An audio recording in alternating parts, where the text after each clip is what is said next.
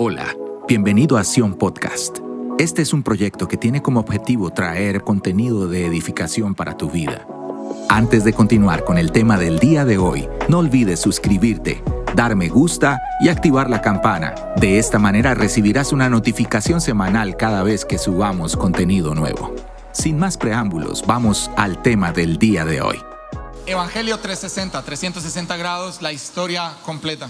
El evangelio completo es un evangelio de 360 grados, es algo completo. Tomamos el círculo como algo que nos simboliza, algo que está completo. Así es de que el evangelio que la iglesia debe aprender y el evangelio que la iglesia debe enseñar es un evangelio completo. ¿Saben por qué la iglesia, con el pasar de las décadas y con el pasar de los tiempos, la iglesia ha tenido altibajos? La iglesia en la historia de la humanidad, desde que comenzó a andar en la iglesia del primer siglo hasta el día de hoy, ha sufrido transformaciones dramáticas.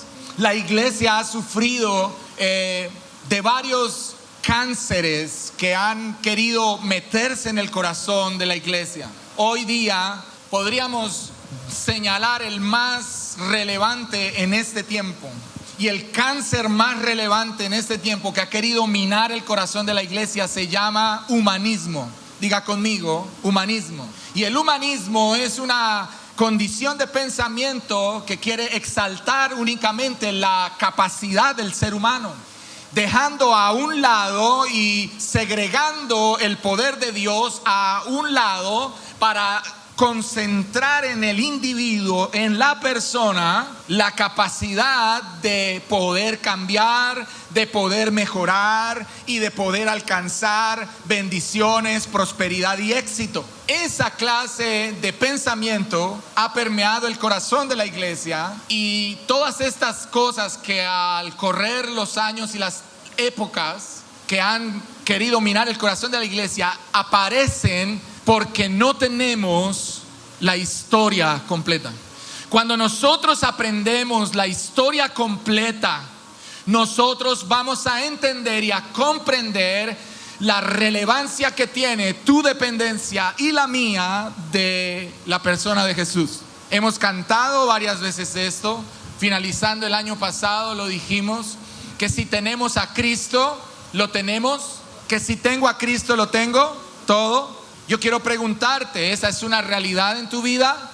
Si tienes a Cristo, ¿realmente lo tienes todo? Y yo entiendo el silencio que podemos hacer aquí algunos de nosotros, porque no tenemos aún, algunos de nosotros puede que no tengamos la certeza de eso. Y a lo mejor la circunstancia que está delante de nuestros ojos nos puede hacer dudar. De hecho, quiero decirte, no está mal dudar. El problema es cuando tú le permites a la duda minar tu corazón a tal punto que comienzas a centrar la mirada no en las cosas de arriba, sino en las cosas de la tierra, en tu capacidad, en tu persona, en tu sabiduría, en los favores que otros me pueden hacer, en lo que el médico me puede formular, en lo que el banco puede hacer por mi deuda, en lo que el psicólogo puede hacer por mi depresión. Y olvidamos por completo en algún punto que Jesucristo lo es todo y que si lo tenemos a Él, no nos falta nada. Este va a ser nuestro énfasis. Evangelio 360. De nuevo quiero que vean los iconos para que usted vaya teniendo idea de lo que vamos a ir viendo. Vamos a hablar en una primera instancia acerca de todo lo que tiene que ver con el nacimiento de Jesús y dónde aparece eso. Hoy vamos a tocar meramente a manera introductoria, vamos a tocar algo de eso. Pero vamos a hablar este año en primera instancia de esta primera parte. Luego hablaremos de lo que la cruz significa, la muerte, la pasión y el padecimiento de Cristo. ¿Dónde comenzó el padecimiento de Cristo? ¿En la noche que fue arrestado? ¿La noche que fue arrestado Cristo comenzó a padecer? No. Y vamos a aprender que el padecimiento de Cristo comienza en la misma eternidad, cuando desde su corazón Él le dice al Padre, como Isaías responde en Isaías 6, heme aquí, envíame a mí. Cuando Isaías en Isaías 6 está diciendo, heme aquí, envíame a mí, es una palabra profética de Jesús diciéndole al Padre, Hineni, Hineni, Hineni, heme aquí, envíame a mí. La pasión de Cristo no comienza la noche de su arresto. La pasión de Cristo comienza en el mismo momento en el que Él levanta la mano y dice: voy a abandonar este trono, voy a abandonar esta condición de deidad, como está escrito en Filipenses. Y Él determina en la eternidad tomar forma de hombre para hacer lo que ninguno de los hombres puede hacer por sí mismo. Y vamos a aprender acerca de eso. Aprenderemos la relevancia de la sepultura de Jesús y también la relevancia que tiene la resurrección de Cristo. Entenderemos cómo la ascensión de Jesús comienza a abrir un camino para la esperanza que tú y yo tenemos hoy día. ¿Cuál es la esperanza que abriga tu corazón? ¿Cuál es? Resucitar. Y cuando Él ascendió, lo que Él está haciendo es preparando el camino para los muchos que resucitarán. Él, como primicia de la resurrección, como el primogénito de muchos que resucitarán y que serán levantados en gloria y poder, para luego retornar a esta tierra junto con el Rey, y reinaremos para siempre con Él. El evangelio completo que transforma nuestra manera de pensar acerca del cristianismo y acerca de la fe. El día de hoy vemos la necesidad de una comprensión más bíblica del evangelio. Hoy se necesita una comprensión más bíblica del evangelio, pero también se necesita de una predicación más bíblica por parte de los predicadores. Se necesita que la iglesia tenga una comprensión más bíblica de lo que está escrito ahí. Pero se necesita de personas que pregonan esa buena noticia ceñidos más a la verdad de las escrituras. Eso es lo que transforma el corazón y la vida de las personas. Ahora, miremos por un momento lo que significa la palabra evangelio rápidamente. Y usted puede ver en pantalla. Del griego, vamos, ¿alguien lo puede pronunciar? Evangelión o evangelion, es la palabra griega. Ahora, ¿qué significa? A lo mejor tú ya lo sabías, pero es bueno recordar hoy esto. ¿Qué significa? Es una palabra griega que ¿qué? Significa noticias felices, alegres y gozosas, que alegran el corazón del hombre y lo hacen cantar, danzar y saltar de gozo. Esto es evangelio. Lo que llamamos evangelio significa noticias buenas, buenas noticias. ¿Cuál es la mejor noticia que has recibido en tu vida? Vamos, ¿cuál es la mejor noticia que has recibido en tu vida? Algunos pueden estar pensando y están diciendo: no, pues para mí la mejor noticia fue el día que yo le propuse matrimonio a ella y ella me dijo que sí. Esa noticia fue maravillosa. El día que nació mi hija mayor, bueno, los tres, cuando nacieron los tres. Piensa, ¿cuál ha sido la mejor noticia que tú has recibido? La mejor, la más buena noticia que has recibido. Y quiero decirte con total sinceridad que ni aún esa se compara a esta buena noticia del evangelio. No se compara.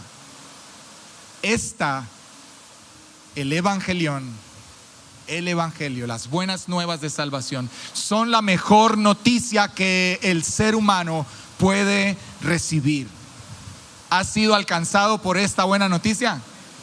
Es la mejor noticia que hayas podido recibir. El evangelio es un anuncio de bienvenida que declara que Jesús lo ha pagado todo. Vamos a ver 4 características fundamentales del evangelio. Vamos con la primera. ¿Me pueden ayudar? Primera, ¿cuál es? El evangelio es un mensaje que debe ser proclamado y creído. Vamos a ir al texto bíblico. Vamos, Marcos capítulo número 1, versículos 14 y 15. Muy bien, ¿a quién vemos en escena en Marcos 1, 14 y 15? A Jesús. ¿Qué está haciendo Jesús? Jesús en Marcos 1, 14 y 15 nos está dando ejemplo a todos nosotros de lo que debemos hacer. ¿Por qué? Juan el Bautista ya ha hecho lo que tenía que hacer. Juan el Bautista ya está saliendo de la escena y está quedando la persona más importante de toda la historia, Jesús. Pero Este Jesús no viene a cruzarse de brazos, a esperar que todo el mundo le haga venias y veneraciones, sino que este Jesús se levanta y hace lo que todos nosotros debemos hacer. Según Marcos 1, 14 y 15, ¿qué estaba haciendo Jesús? Fue y predicó el evangelio. Si Jesús predicó el evangelio, si Jesús pregonó el evangelio, proclamó el evangelio, mi pregunta es, ¿quiénes somos nosotros para guardar silencio? Si Jesucristo pregonó el evangelio, ¿quiénes somos nosotros para mantener nuestra boca cerrada? Vuelvo a hacer la pregunta, ¿has recibido la buena noticia de salvación? ¿Tú has sido alcanzado por el evangelio? ¿Cuál responsabilidad tienes ahora? En la característica número 1, proclamar el evangelio. Vamos, característica número 2. El evangelio es ¿qué? Es el tema de toda la Biblia. Gálatas capítulo número 3, versículo 8. Mira lo que está diciendo Pablo aquí en la carta a los hermanos en Galacia. Les está diciendo que el evangelio fue predicado. ¿Dónde fue predicado? Ahora vamos a ver, esta es una de las primeras o de las prematuras apariciones del evangelio, cuando Dios está predicándole el evangelio, Dios mismo predicándole el evangelio a Abraham, bendiciendo en Abraham a todas las naciones de la tierra. Así es de que el evangelio no es un asunto que aparece en Mateo, Marcos, Lucas y Juan. No. El evangelio aparece, como lo veremos ahora en minutos más adelante, el evangelio aparece en los primeros capítulos de Génesis. Así es de que Gálatas es una referencia bíblica que nos habla acerca de esto. Es el tema de toda la Biblia. Tercera característica, viene de arriba. ¿De dónde? De Dios. Gálatas 1, 11 y 12. Por revelación directa de ¿quién dice?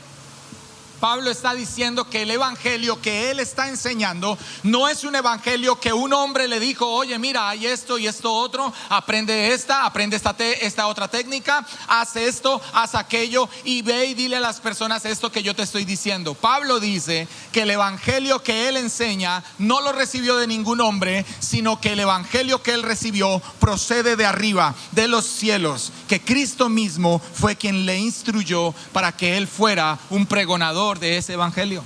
¿De dónde viene el evangelio entonces? De Dios, de arriba. Y aquí quiero hacer la claridad y la salvedad. El evangelio es oro puro, porque el dueño del evangelio es el autor mismo del evangelio, que en este caso es Jesucristo mismo. Él es la única verdad. Él es el verbo encarnado. Él es el evangelio. Cuarta y última característica. Vamos conmigo. Es digno de nuestros mayores esfuerzos. Vamos, di conmigo. El evangelio es digno de mis mayores esfuerzos. ¿Por qué te esfuerzas tú todos los días? Honestamente, ¿por qué nos esforzamos a diario?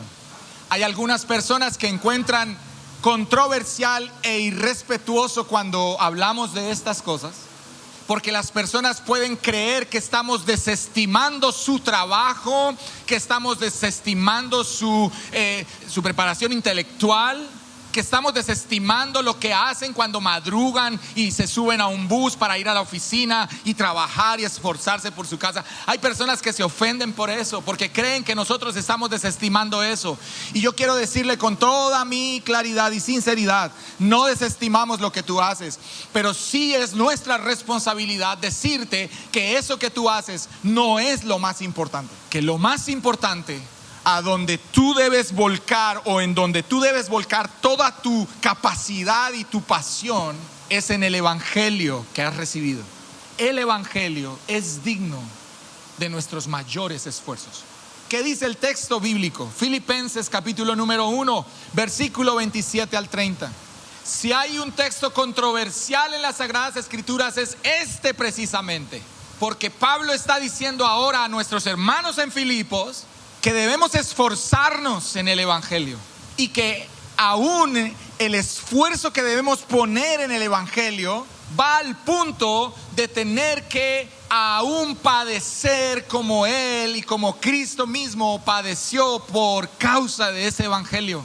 Y yo no sé si realmente nosotros estaríamos dispuestos a recibir esa verdad y caminar en esa verdad. ¿Estamos dispuestos a padecer por causa del evangelio? Porque nosotros podemos tener muchas respuestas para muchas preguntas, pero esta pregunta es muy compleja de responder. ¿Dónde quieres dedicar tus mayores esfuerzos este año? ¿Dónde los quieres dedicar? ¿A qué se los quieres dedicar? Solo quiero dejar esa reflexión en tu mente y en tu corazón. ¿Dónde quieres volcar todos tus esfuerzos este año? Las buenas noticias son mucho más que buenas vibraciones, buenas vibras. Ese mensaje tiene un contenido específico y puede y debe ser definido solamente por la Biblia. Evangelio, la historia completa. ¿Por qué? Porque el evangelio debe ser definido única y exclusivamente por lo que está contenido en las escrituras. Ya les he estado diciendo, el evangelio aparece por primera vez como el protoevangelio en Génesis capítulo número 3, y ahorita vamos a ir allí. Y nosotros podemos ver en Apocalipsis capítulo 21 y 22 la parte concluyente del evangelio. Comienza en Génesis y termina en Apocalipsis. Todo el evangelio está en la escritura y por eso debe ser definido por la Biblia. Cada generación debe tomar su Biblia y descubrir el evangelio de nuevo. Cada persona necesita tomar la Biblia y descubrir el evangelio. Aquí tenemos el mensaje esencial que apoyan las personas que creen en la Biblia. Este es el mensaje. Mediante la vida perfecta, la muerte expiatoria y la resurrección corporal de Jesucristo, rescata y salva a todo su pueblo de sí mismos y de la ira de Dios, para tener paz con Él, con la promesa de una restauración completa de su orden creado para siempre. Todo para la alabanza de la gloria de su gracia. Aleluya. ¿Eso hace parte de tu fe? Allí está cimentada tu fe. En esta máxima que tienes en pantalla puedes concluir que el evangelio no tiene como eje central el beneficio para las personas y los individuos, sino que el evangelio tiene como eje central que Cristo y el Padre y el Espíritu Santo reciban la gloria que merecen recibir. El evangelio no es para que tú te sientas bien. El evangelio no es para que nosotros sintamos como podemos decir, un fresquito. Ay, menos mal yo estoy en la iglesia. Ay, menos mal no me voy a quemar en el séptimo pailón del infierno. El evangelio, la buena noticia que todos nosotros hemos recibido, debe cumplir con un propósito claro y con un propósito férreo, y es que el Padre reciba la gloria que merece recibir. La salvación del juicio de Dios para tener comunión con Dios es una obra enteramente de Dios, no es nuestra, y esas son verdaderamente buenas noticias. Tú y yo, ¿qué aportamos para ser salvos? ¿Qué aporta el ser humano para ser salvo? Si aportáramos algo, lo único que aportamos es el pecado. Tú y yo no aportamos nada para esto. El evangelio es de Dios y el evangelio es para Dios. Y esto arruina nuestra manera de pensar, arruina nuestra forma de creer. Y yo le doy la gloria al Señor por eso, porque Él viene y arruina mi manera de pensar, porque Él toma mi corazón y lo mete en el alineamiento correcto, donde yo entiendo que si el evangelio me alcanzó, el evangelio debe cumplir su propósito en mí, y ese evangelio debe hacer que de mi corazón salga gloria eterna para Él. Quiero que vean esta notación, es preocupante, algo muy preocupante. Esto debería preocuparnos. Si un mensaje tan bueno está en el centro, y usted lo puede ver que está entre comillas, que define nuestras iglesias, ¿por qué vemos cosas tan malas en estas mismas iglesias, desde constantes conflictos hasta un total agotamiento? ¿Dónde está el poder salvador del evangelio entonces? Si el mensaje de las buenas noticias está en el centro de la iglesia, se supone, ¿por qué tantos conflictos? Porque no está en el centro. Pero aclaremos algo. ¿Es el evangelio el que no está en el centro? ¿O somos nosotros los que estamos apartados del centro? El evangelio está donde debe estar, amén. Pero el hombre no le da el lugar que el evangelio debe tener. Cuando los fariseos y maestros de la ley se acercan a Jesús a preguntarle: maestro, dinos, ¿tú qué dices? ¿Cuál es el más grande mandamiento? Vamos, ayúdenme. Jesús, ¿qué respondió? Vamos, 1, 2 y 3. Amar a Dios sobre todas las cosas, con toda tu mente, toda tu alma, con todo tu corazón, con todas tus fuerzas. ¿Paró Jesús allí? No. ¿Qué continúa diciendo? Y el segundo es semejante a este. Y continúa Jesús diciendo: ¿cuál? Amar a tu prójimo como a ti mismo. Cuando el evangelio está en el centro, nosotros no tenemos la oportunidad de poner los ojos en las personas, porque nuestros ojos están puestos en Cristo, el autor del evangelio. Entonces, si Nelson se equivoca conmigo, porque es muy probable que él o yo nos equivoquemos mutuamente, no estaré pendiente de sus equivocaciones ni él de las mías, porque mi corazón y mis ojos están puestos en el único que no se equivoca. Podré amar a Nelson y Nelson me podrá amar a mí, aún a pesar de nuestras equivocaciones, porque nosotros no tenemos un evangelio para, perdónenme, regodearnos entre nosotros, sino que tenemos un evangelio que exalta la grandeza y la gloria de Cristo. Entendemos y comprendemos, por ejemplo, que el perdonarnos los unos a los otros le da la centralidad al evangelio, que a pesar de las situaciones, como el cuerpo de Cristo que somos, podemos perseverar juntos en la fe, porque todos miramos en la misma dirección. Por eso es tan importante el Evangelio 360. ¿Por qué no vemos más del canto, de la danza y de los saltos de gozo en nuestras iglesias? Si el Evangelio es el que debe estar marcando la pauta, pues lamentablemente porque el Evangelio no está marcando la pauta. La gente viene para escuchar buenas noticias. ¿A qué viene la gente a la iglesia? Normalmente, vamos, ayúdenme. Normalmente cuando tú invitas a alguien a la iglesia, lo invitas, te encontraste con alguien, hablaste con esa persona y esa persona te contó, la gran mayoría de las veces esa persona te contó. ¿Qué te contó? No, imagínate que tengo problema. Y entonces parece ser que es la puerta que se abre para que todos nosotros le digamos a esa persona: hey, te invito a la iglesia, acércate a Dios. Y entonces esa persona viene y atiende a tu invitación y te acompaña y viene a la iglesia. Y cuando llega a la iglesia, ¿qué espera recibir? Soluciona sus problemas, pero aparte de solucionar sus problemas, esa persona está queriendo recibir una buena noticia, que alguien le diga que esa situación va a terminar, que hay la esperanza de que alguien pueda ayudarte. La gente se acerca a la iglesia para escuchar buenas noticias, pero luego, cuando están dentro de la iglesia, lamentablemente, por la falta de la centralidad del evangelio, esas personas dentro de la iglesia escuchan ruido, gritos, llantos, alaridos, quejas, murmuraciones, chismes. El evangelio entonces se vuelve incoherente. ¿Cuál es el evangelio en el que nosotros estamos creyendo? ¿Cuál es el evangelio que nosotros estamos aprendiendo? ¿Cuál es el evangelio que nosotros estamos siguiendo? ¿Sobre cuál evangelio está fundamentada esta iglesia local? Grandes preguntas que tenemos que responder todos nosotros, porque hacemos parte de la misma familia. Ciertamente la viña de Jehová de los ejércitos es la casa de Israel, y los hombres de Judá planta deliciosa suya. Pero mira lo que Isaías dice. ¿Esperaba qué? Esperaba juicio, pero lo que recibí fue vileza.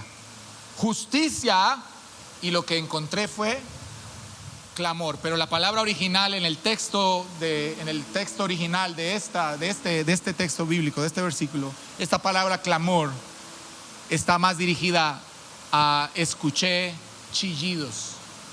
chillidos.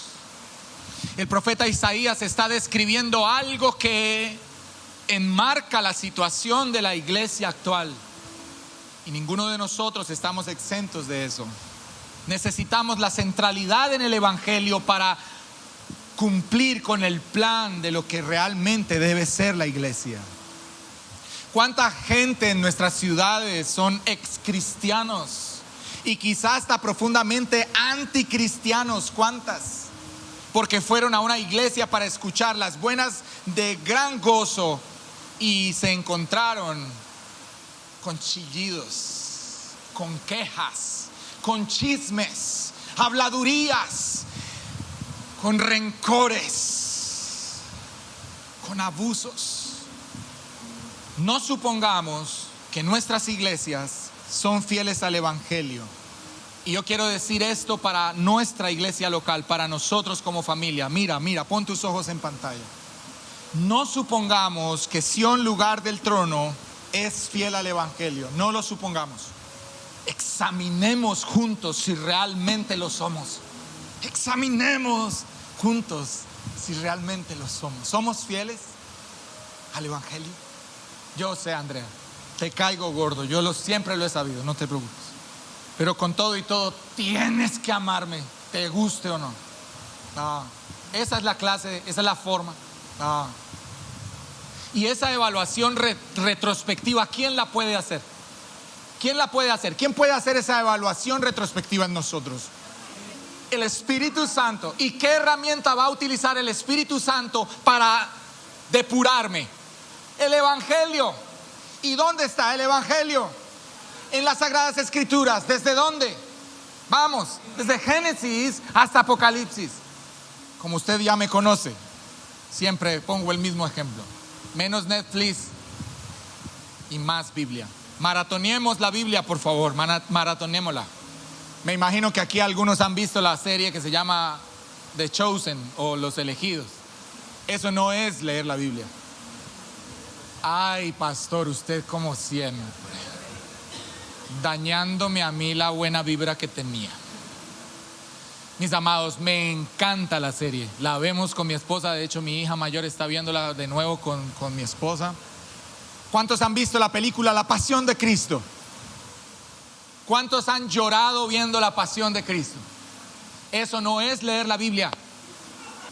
La película te puede dar una ilustración vaga de lo que fue, de lo que pasó. Pero solo el Espíritu Santo nos puede revelar al corazón lo que Cristo sufrió en la cruz. Solo el Espíritu Santo puede revolcar nuestras entrañas de tal manera que nosotros empecemos a aborrecer el pecado, porque Él se hizo pecado por nosotros en esa cruenta cruz. La película solo te ayuda. La serie solo te ayuda. Más escrituras, amados. Más palabra. Más de la palabra. Toda institución tiende a producir aquello a lo cual se opone. Mira esta máxima: una iglesia con la verdad del evangelio en su teología puede producir lo opuesto del evangelio en su práctica. Porque ¿qué se necesita? ¿Qué necesita el evangelio? El evangelio necesita ser recibido. El evangelio, vamos, di conmigo, necesita ser recibido, creído y practicado. Evangelio 360 es eso. En la gran mayoría de las ocasiones se queda solo en recibido y creído. Y no es suficiente. Las palabras de Jesús es, para que me entiendan en la dinámica que estamos: ama al Señor tu Dios con todo tu corazón, con toda tu mente, con todas tus fuerzas. Hasta ahí es el evangelio recibido y el evangelio creído. Pero ¿terminó Jesús ahí? No. Él dijo: y ama a tu prójimo como a ti mismo. Es el evangelio en la práctica. La prueba de una iglesia centrada en el evangelio. ¿Cómo sabemos que Sión, lugar del trono, es una iglesia local que está centrada en el evangelio? La prueba de la iglesia centrada en el evangelio es esta: su doctrina sobre qué, sobre el papel, más su cultura en la práctica. ¿Cómo vamos a crecer como iglesia? ¿Usted quiere que este salón se llene de gente? Y no para que digan, mejor dicho, están llenos de gente. No para eso. Pero ¿sabe cuándo va a pasar eso? Cuando nosotros vivamos esto. Esta Sion, lugar del trono, debe estar sobre este fundamento. ¿Cuál? Su doctrina sobre el papel. ¿Creen ustedes que Sion, el lugar del trono, tiene esta primera parte? ¿Sí? Ahora, ¿qué nos falta? La cultura en la práctica. Quiero ser honesto con ustedes. La respuesta de silencio a la primera vez que pregunté si quieren ver lleno este lugar de personas es porque aún no hemos entendido cuál es nuestro papel en el plan de Dios. No entendemos. Porque todo el tiempo estamos tratando de que Dios entre en nuestro plan. ¿Te has dado cuenta de eso o no?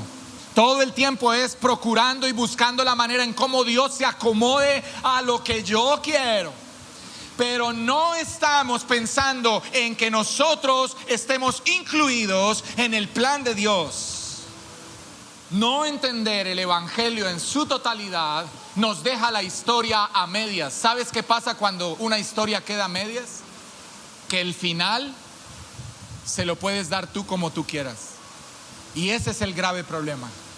El llamado de atención del Señor para nosotros, la motivación del Espíritu Santo para nosotros como iglesia es mis amados hermanos. Vamos juntos y metámonos de cabeza a entender desde Génesis hasta Apocalipsis lo que es el evangelio.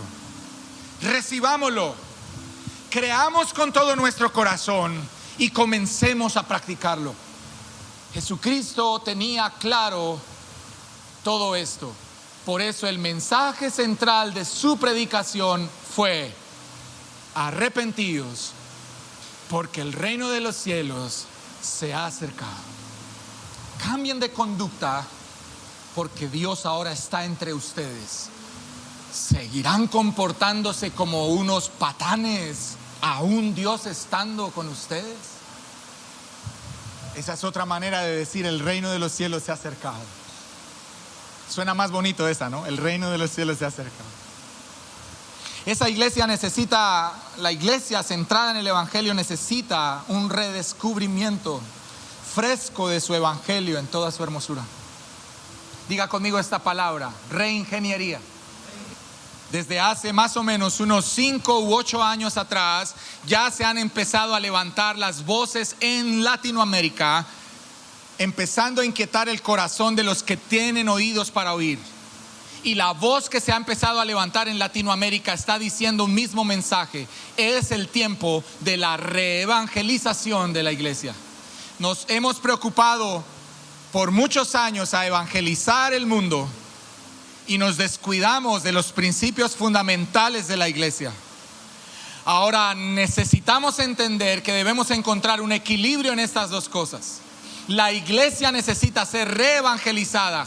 La iglesia está en un proceso, yo no sé si te has dado cuenta, pero la iglesia está en un proceso de reingeniería. Datos técnicos que debes saber: en los últimos 5 años han muerto todos los generales en la fe más representativos de la doctrina cristiana protestante en el mundo. ¿Y eso qué tiene que ver conmigo? Pues tiene que ver mucho. ¿Sabes qué es lo que pasa? Está terminando el tiempo de una generación que enseñó el evangelio que Dios necesitaba que fuera enseñado en ese momento. Y Dios está levantando una generación que va a traer reforma y reevangelización a la iglesia. Primeramente y ante todo, el evangelio de Cristo debe ser enteramente creído y abrazado por nuestras iglesias. Esto es más profundo que un aumento de personas en el lugar, o un aumento del entusiasmo entre nosotros, o que hayan más músicos aquí tocando con nosotros.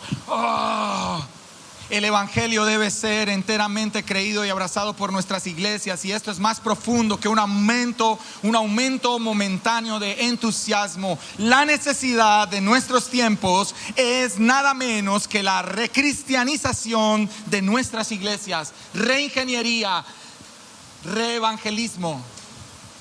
recristianización. Solo según el Evangelio, tanto en la doctrina que enseñamos como en la cultura que practicamos. Y todo esto por el Maestro de Maestros, por Cristo mismo. Todos los que estamos aquí, mis amados, todos los que estamos aquí, debemos procurar buscar estar a la altura del reto y prepararnos para poder predicar el Evangelio en cualquier momento y en cualquier lugar, en cualquier tiempo. Es que no sé qué decir, es que no sé cómo llegarle a la gente para qué, es que no sé.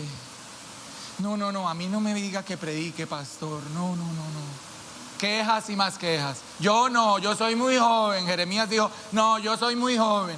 Isaías dijo, no, yo soy un hombre de labios inmundos. Elías se fue a esconder a una cueva. Y en todos esos contextos, sencillamente Jehová dijo, no, porque yo te puse una marca, porque yo te di un propósito, porque yo escribí un plan y tú vas a cumplir con lo que yo establecí para tu vida. Tú lo vas a hacer. Quiero que me ayudes con tu hermano que está al lado tuyo, detrás tuyo, delante tuyo. Vamos, sacúdele un momento y dile, Dios va a cumplir lo que se propuso contigo. Nada menos que la hermosura de Cristo será suficiente para nosotros hoy. Para encontrar la dirección correcta del verdadero evangelio que transforma y que salva. ¿Puedes ver la hermosura de Jesús? Mi amado, ¿puedes ver la hermosura de Jesús? Puedes ver la hermosura de un Dios que en la eternidad mira a su Padre y le dice, no te preocupes, tranquilo, yo me voy a quitar esta túnica y voy a bajar por ellos. Puedes ver la hermosura de un hombre humano en la tierra, desfigurado en una cruz, como está escrito en los Salmos. Voy a borrar cualquier ápice de hermosura en su cuerpo. No quedará ningún rastro en su cuerpo para que alguien pueda vanagloriarlo o pueda venerarlo por eso. Le borraron toda su belleza. Puedes ver la hermosura de un hombre crucificado en esa cruz, que ante los ojos de los hombres era un esperpento humano, porque lo habían desfigurado de tal manera que la gente lo veía en la cruz y la gente se horrorizaba. Pero nosotros vemos al Cordero inmolado. Cualquier iglesia de cualquier denominación que se quede corta con respecto al Evangelio de Cristo, ya sea en doctrina o cultura, colapsará inevitablemente bajo las extremas presiones de nuestros tiempos. Mis queridos hermanos, ustedes ya se han dado cuenta en el tiempo en el que estamos viviendo, y esto me va a servir para que me entienda un poquito cuando yo les estoy tratando de decir que está bien que te esfuerces en tu trabajo y en tus cosas personales. Está bien, sigue esforzándose, estamos de acuerdo en eso. Pero si tú sigues poniendo toda tu atención en eso, vas a perder de vista lo que Dios está haciendo. Yo quiero preguntarles, alguien de los que está acá, ¿sabe lo que está pasando en la costa oeste de los Estados Unidos hoy? ¿Alguien sabe lo que está sucediendo en estos últimos días? ¿Ha estado sucediendo en la ciudad de Los Ángeles, en California, en los Estados Unidos? ¿Saben que a este mismo momento el fuego no ha podido ser mitigado? Que las fuerzas de rescate y de bomberos están diciéndole al presidente del país, necesitamos que hagan algo porque nosotros no podemos con esto. Apagamos un fuego acá y se prenden 10 más. Al mismo instante, al otro lado del mundo, hay terremotos. En otros lugares hay guerras. En otros lugares hay enfermedades que están matando a las personas. ¿Usted sabe qué es lo que está pasando? ¿Alguien puede reconocer lo que Jesús dijo? Mateo 24. Cualquier iglesia, cualquier denominación que se quede corta con respecto al Evangelio de Cristo, ya sea en doctrina o cultura, colapsará inevitablemente bajo las extremas presiones de nuestros tiempos. Mira, Jesús advirtió diciendo, la maldad en la tierra, en el mundo, aumentará de tal manera que el amor de muchos se enfriará por causa de esa maldad. Pero yo digo que nosotros no seremos de esas personas. Y no por declararlo eso va a suceder, pero yo quiero creer que eso no va a pasar. Yo quiero creer que nosotros estaremos altamente y enteramente preparados para asumir el reto en el tiempo justo de la historia en el que tú y yo estamos parados en este mismo momento. Perseveramos en nuestra salvación, perseveramos en nuestra fe y perseveramos por anunciar las buenas nuevas de salvación del Evangelión a toda persona que sea posible. Las Escrituras en el libro de Hechos dice claramente que entonces el Señor añadía a la iglesia los que habían de ser salvos. Solo una iglesia despierta, solo personas en una condición resucitada van a impactar esta sociedad. Solo una iglesia despierta, solo personas en una condición resucitada van a impactar la sociedad. Romanos 1:16. ¿Alguien recuerda lo que dice el texto? No me avergüenzo del evangelio. ¿Por qué? Porque el evangelio, Pablo dice, porque el evangelio es ¿para qué? Pablo no solamente está reconociendo en Romanos, no solamente reconoce que el evangelio es poder de Dios, sino que el evangelio tiene el poder de ¿qué? De salvar. Vamos, tienes la Biblia, búscalo, busca y mira lo que está escrito. Que ese evangelio del cual Pablo está hablando en Romanos 1 es un evangelio incluyente que nos incluye a todos nosotros, que no tiene nada que ver con una promesa exclusiva a una nación a través de un hombre llamado Abraham, sino que ese evangelio luego se abre para que todos nosotros podamos tener esperanza de vida eterna. Mira, la doctrina de la gracia en Génesis 3. Ve a la Biblia, busca Génesis 3 en tu Biblia. La doctrina de la gracia en Génesis 3. Toda la historia de salvación, quiero preguntarles, y esto valiéndome de la temporada de la que acabamos de pasar. No sé si eres de la forma de pensar que crees o creemos que todo el tema del evangelio y todo el tema de la salvación comenzó en Belén cuando Jesús nació. ¿Crees eso? Algunas personas están haciendo que sí, está bien que estén diciendo esto. Pero yo quiero decirles con claridad, el evangelio no comenzó en Belén. El evangelio comenzó en Génesis 3. Y usted va a encontrar las palabras de Dios mismo, el Creador, hablando al hombre, hablando a la mujer y hablando a la serpiente. Diga conmigo, protoevangelio. Cuando Dios emite juicio sobre la serpiente con relación a la mujer, ¿cuáles son las palabras en Génesis 3? ¿La simiente de qué? Busquen. Versículo 15. Eso es. Génesis 3:15. ¿Qué dice? Vamos. Jehová de los ejércitos, Dios el Creador, el Padre eternal, está emitiendo un juicio en la tierra entre los hombres y el reino de las tinieblas. Y todo está centrado en este juicio de Dios.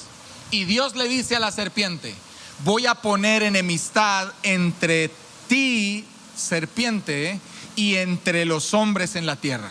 Y la enemistad entre ustedes dos va a estar cimentada en la criatura que van a ser de la simiente de la mujer. El evangelio siendo predicado en la tierra por primera vez.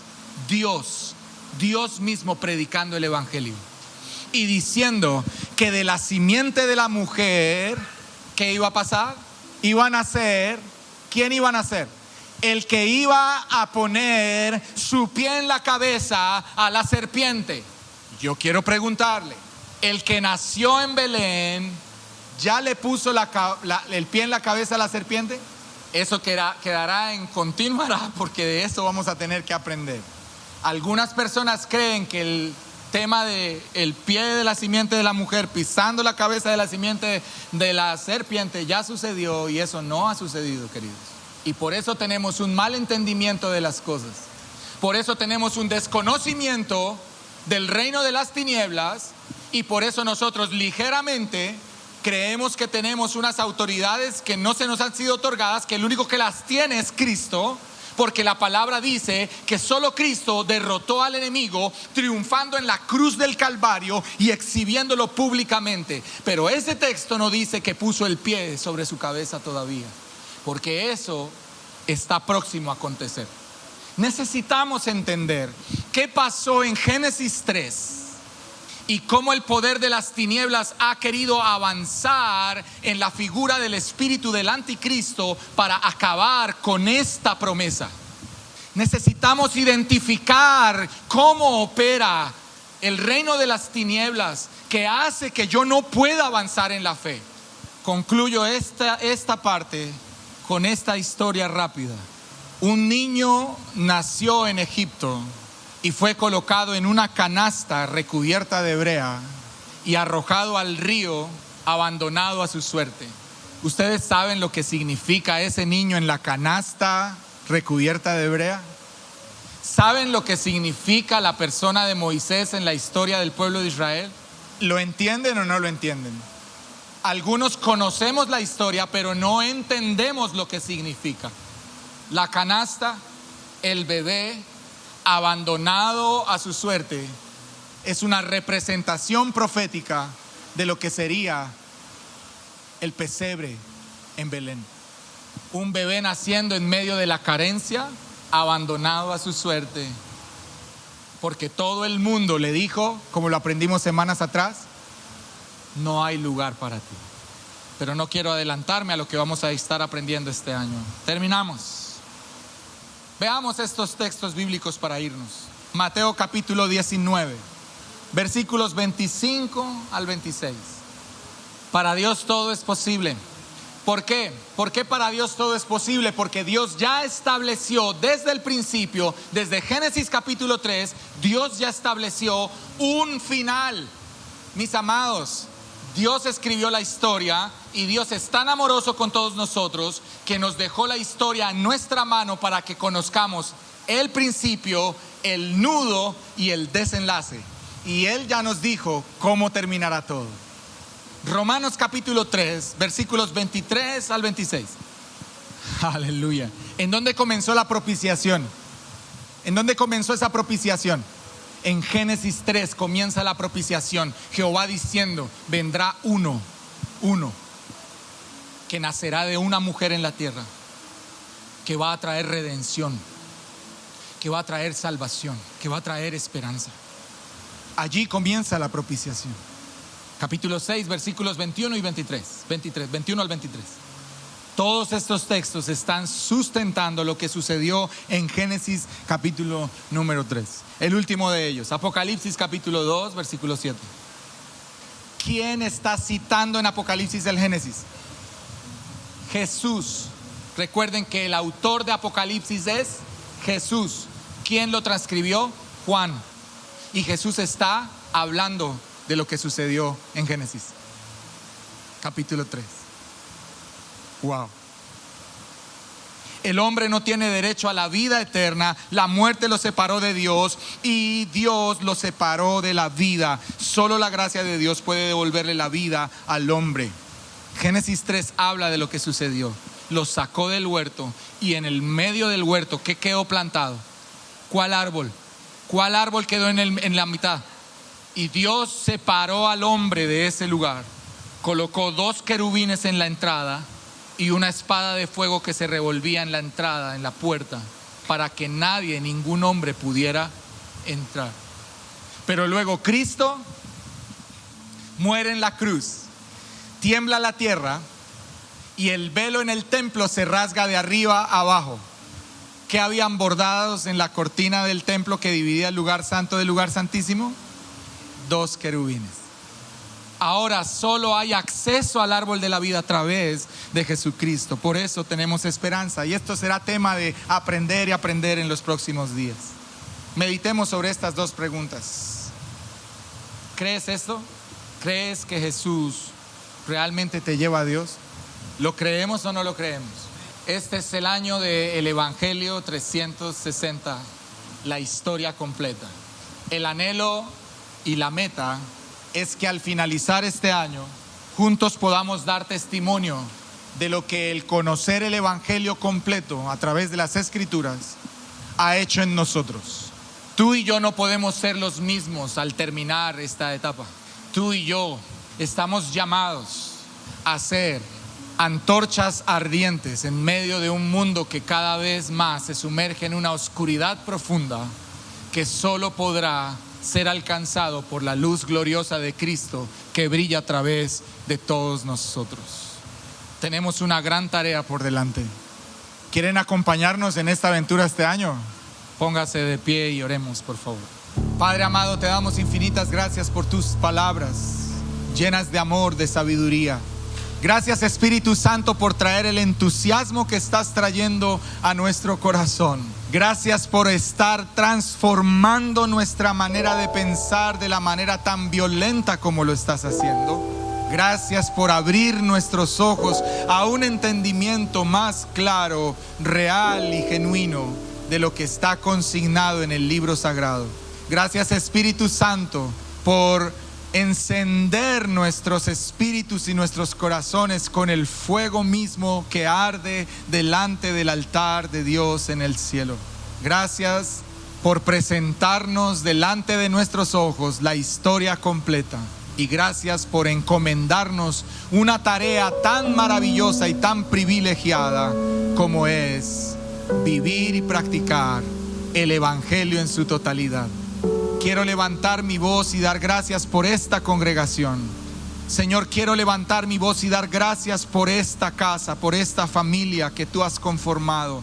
Te agradezco con toda mi alma, Señor, por lo que estás obrando en medio de nosotros. Y quiero aún agradecerte de manera prematura por las cosas que nos vas a permitir ver, experimentar y vivir en este año que comienza.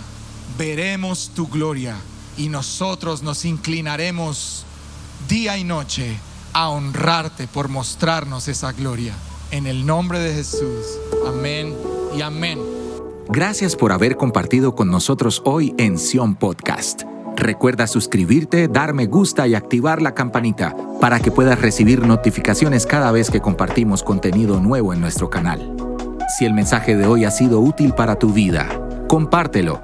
Sion Podcast es un proyecto de Sion Lugar del Trono Iglesia en Floridablanca, Santander, Colombia. Nos volveremos a ver pronto.